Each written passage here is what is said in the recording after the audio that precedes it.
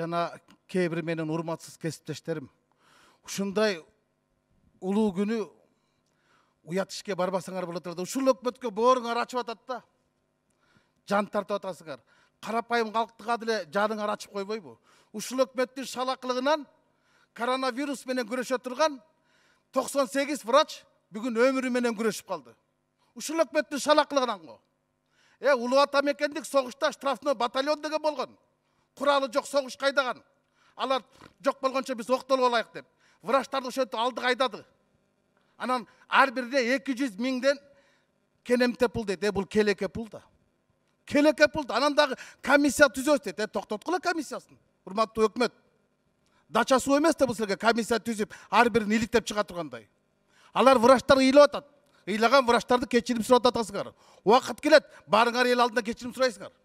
Чындыгы ушул. Вирус бар болса, вирустун артында минус бар. Минустун артында чоң саясат бар. Дүйнө дүрбөлөңгө түшүп атат. Тигинчи адам өлдү, мынча адам өлдү деп. Бирөөңөр жооп бере аласыңарбы? Кытайда 2 саатта канча адам өлөт? Жөн эле. 3000 адам өлөт.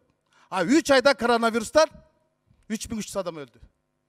Эмне үчүн Кытай менен чектеш Непалда, Бутанда, Вьетнамда, Лаосто, Камбоджада, Монголияда бир дагы адам набыт болгон жок. Эмне үчүн?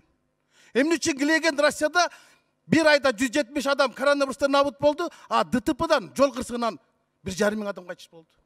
Саясат бар да. Анан кийин силер өзүңөр айтып атасыңар, буну саясатка аралаштырба деп. Саясатка өзүңөр аралаштырып атпайсыңарбы?